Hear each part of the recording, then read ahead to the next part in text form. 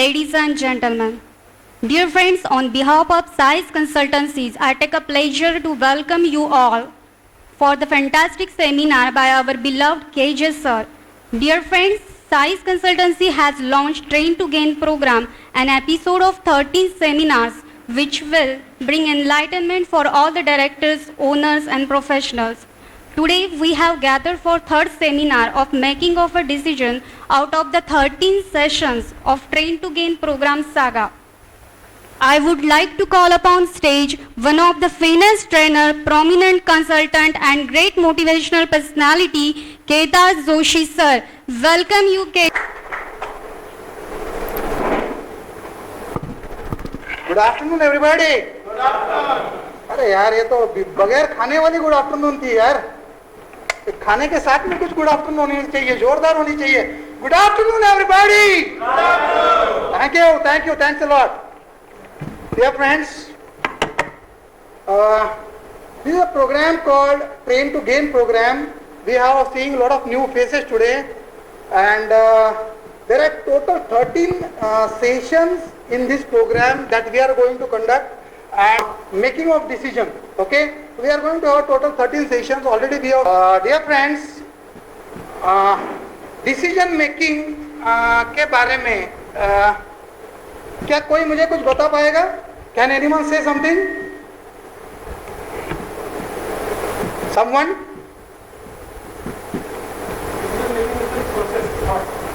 Decision making is a process. After certain process, a decision is taken. Huh? It's a thought process. Gentlemen from here, someone? कोई कुछ बोल पाएगा? Decision making क्या है? संतोष भाई?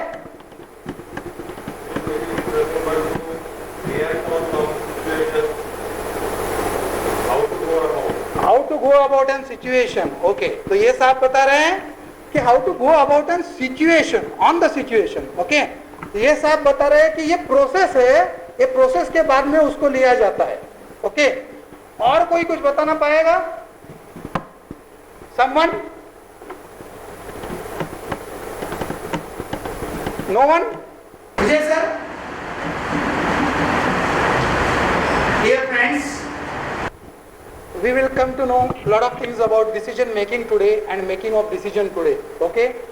ये जो टॉपिक का नाम मैंने दिया है ना, ये मेकिंग ऑफ डिसीजन दिया है. ये क्यों दिया है, ऐसा क्यों है, ऐसे बहुत सारे सवाल है जिनका आंसर्स हम लोग आने वाले समय में हमको मिलेंगे.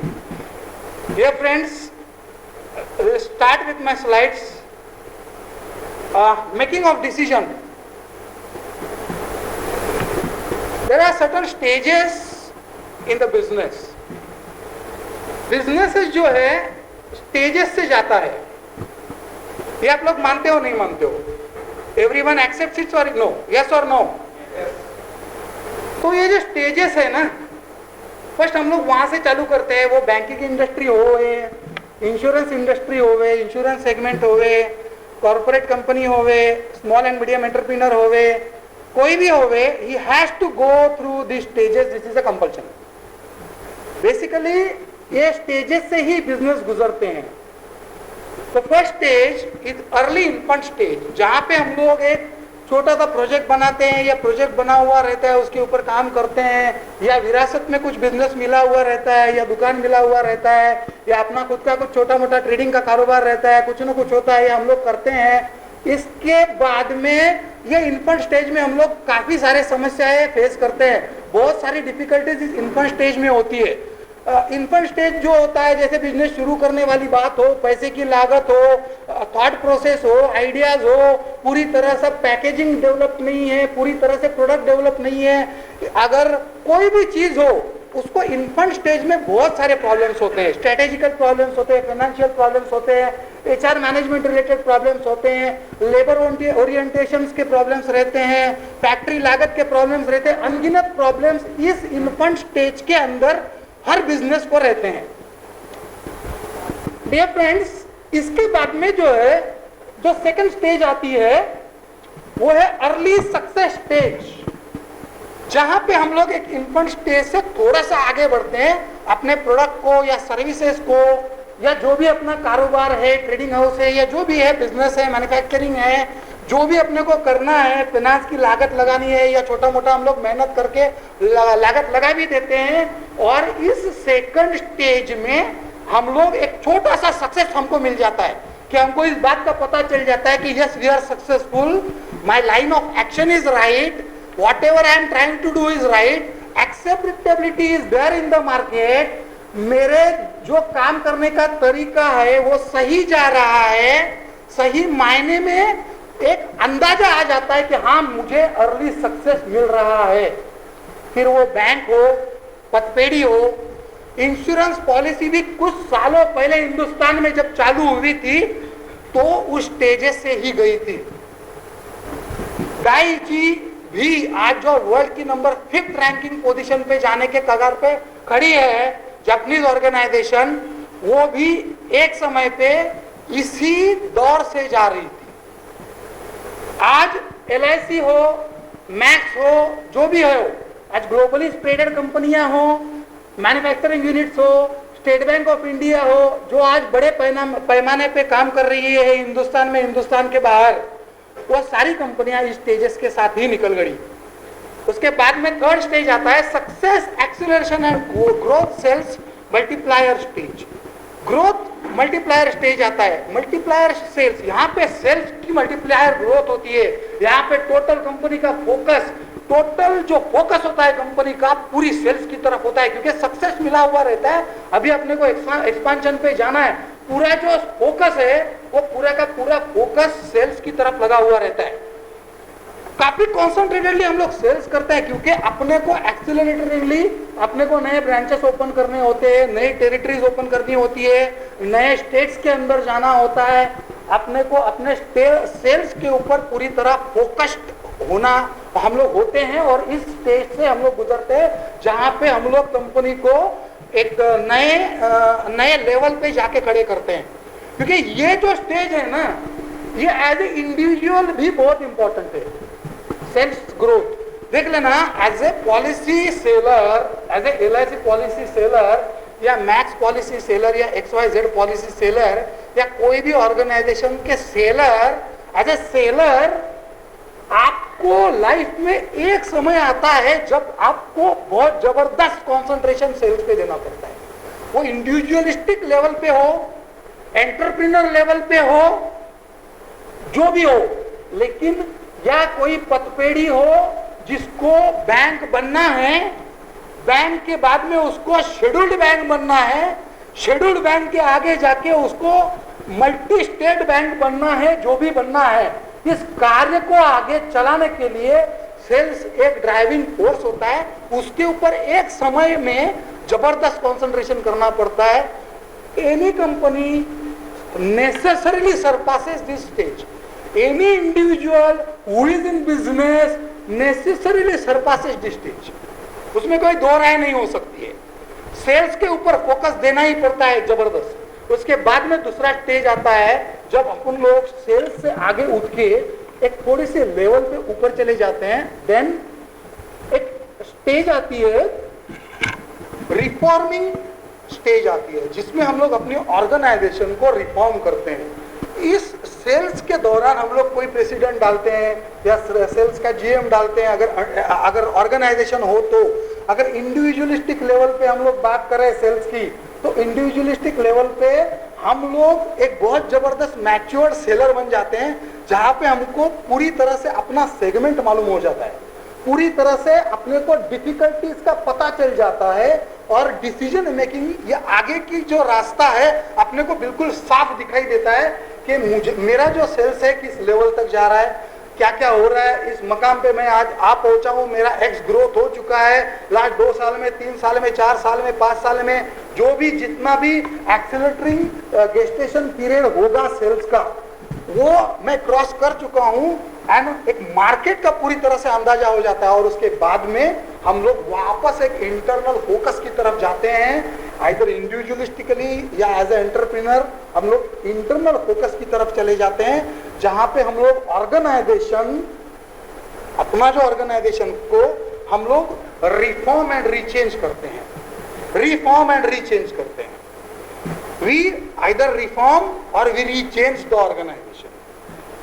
इस दौरान हमको काफी सारी मशक्कत करनी पड़ती है. अंदर की जो सेटिंग है, अंदर के जो जीएम्स है या अंदर का जो मैनेजमेंट है, एचआर सिस्टम है, पॉलिसीज है, बहुत सारे काम हमको इस दौरान करने पड़ते हैं, क्योंकि हमको जो नेक्स्ट लेवल है, फॉर एग्जांपल अगर मैं बात करूं तो पब्लिक लिमिटेड कंपनी की जो बात होती है ये इस दौरान होती है, क्योंकि इसके बाद वाला जो स्टेज होता है वो होता है कॉर्पोरेटाइजेशन का स्टेज. ये स्टेज में जाने से पहले बहुत सारी कंपनियां अपने आप को लिमिटेड कंपनी करके फिर इस स्टेज में कदम रखती है, कॉर्पोरेट स्टेज के अंदर. उसका कारण ऐसा होता है कि कॉर्पोरेट स्टेज में जाने से पहले बहुत सारी कंपनियों को एक लागत की आवश्यकता पड़ती है. ये जो लागत है आपको आइदर आपको इन्वेस्टमेंट से मिलेगी, आपको प्राइवेट इन्वेस्टमेंट से मिलेगी, आप बैंकर्स का जो लोन्स है वो लेके आप कर सकते हो, इन्वेस्टमेंट है, एम्प्लीफिकेशन ऑफ द इन्वेस्टमेंट्स है, नया फैक्ट्री सेटअप है. क्योंकि कॉर्पोरेटाइजेशन के लिए फैक्ट्री अपनी एक ठीक ठाक होना, एक लेवल की फैक्ट्री होना, क्योंकि कॉर्पोरेटाइजेशन होना मतलब आप एक पर्टिकुलर मार्केट के अंदर जाना, एक पर्टिकुलर मार्केट के अंदर आपको एक्सेप्टेबिलिटी मिलना. अगर बैंक हो तो उस बैंक का भी एक सेगमेंट पर्टिकुलर डिफाइन हुआ रहता है कि हाँ इस तरह के लोग मेरे लोग हैं, इस तरह के मार्केट्स मेरे मार्केट है, इस तरह के कस्टमर्स मेरे कस्टमर है. ये जो सारी चीजें हैं, फॉर एग्जांपल अगर हम एलआईसी की भी बात करें तो एलआईसी बिफोर प्राइवेटाइजेशन, जो एलआईसी की रणनीति थी और प्राइवेटाइजेशन होने के बाद में जो एलआईसी की रणनीति है उसमें काफी सारा परिवर्तन है. उस अगर दौर को आप लोग याद करो तो उस दौर को मैं ये बोल सकता हूं कि उसके बाद में सही मायने में एलआईसी एक कॉर्पोरेटाइजेशन हो गई और एलआईसी एक कॉर्पोरेट एंटिटी होके अपना काम करने लगी. मैं ये कहीं पे भी नहीं बोलना चाहता हूं कि उसके पहले एलआईसी के में अंदर कॉर्पोरेट पॉलिसियां नहीं थी या पॉलिसीज नहीं थी, मैं ये कहीं पे भी बात नहीं करना चाहता हूं. बट एक सही मायने में कंपटीशन आने के बाद में एलआईसी को भी अपने आप को काफी परिवर्तित करना पड़ा. डाउन द लाइन एक्शंस के अंदर उसके भी डिसीजंस जो उन्होंने लिए उसके अंदर भी ये कॉर्पोरेटाइजेशन का बहुत बड़ा हिस्सा था. डियर फ्रेंड्स, उसके बाद में आती है एक फ्रीडम स्टेज, जहां पे आप एक फ्रीडम की तरफ बढ़ते हो. एक फ्रीडम होता है जहां पे एक particular sales volume, culture, everything, एक डिसीजन मेकिंग की प्रोसेस, एचआर, मैनेजमेंट, लॉजिस्टिक्स, आपके अंदर आपके ऑर्गेनाइजेशंस की जो भी लोग काम कर रहे हैं उनकी पूरी तरह से ट्रेनिंग, आने वाली फ्यूचर को देखने का नजरिया, आने वाली फ्यूचरिस्टिक स्ट्रेटेजीज, आने वाले फ्यूचर के लिए फ्यूचरिस्टिक इंटरनल डिविजन्स, ये सारी चीजों की तैयारी पूरी तरह हुई होती रहती है. And that is called a freedom stage, जहां पे आपकी ऑर्गेनाइजेशन उस स्टेज में चली जाती है, उस लेवल के मकामों की काम करने की तैयारी करती है. तो डियर फ्रेंड्स, ये होता है freedom stage.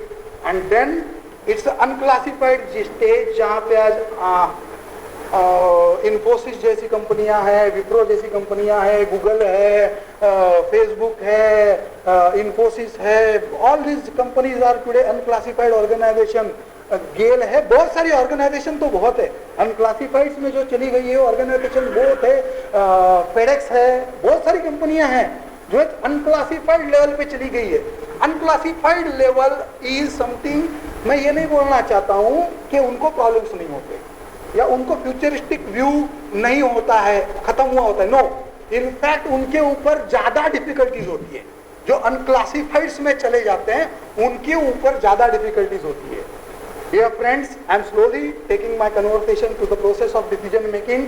This was just a beginning of the process of my seminar to take you through the stages, because as a business person ये जानना बहुत जरूरी है फंडामेंटली कि हम किस स्टेज में हैं, हम आज क्या काम कर रहे हैं, या हम जहां से जुड़े हैं हम एग्जैक्टली कहां पे हैं, और आज रणनीतियां क्या होंगी.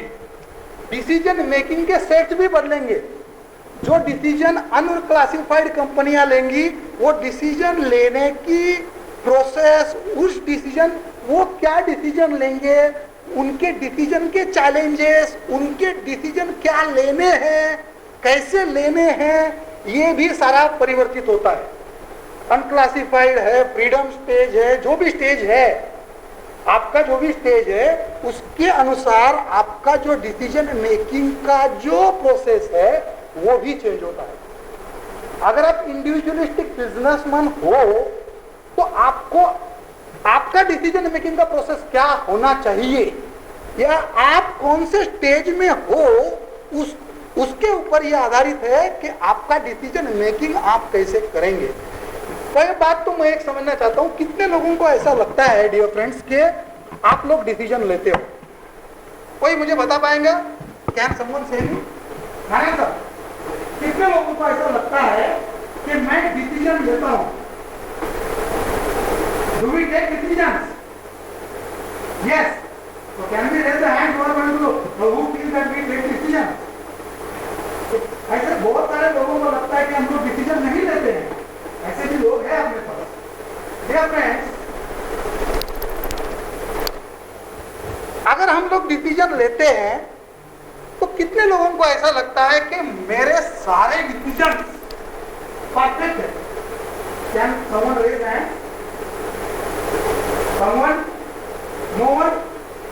माने आप ये एक्सेप्ट करते हो यहाँ बैठे बैठे कि सारे डिसीजन जो हम लोग लेते हैं वो सही नहीं है? डिसीजन लेते हैं लेकिन सारे डिसीजन सही नहीं होते हैं। इस बात को आप लोग एक्सेप्ट कर रहे हो? चलो थैंक्स अ लॉट।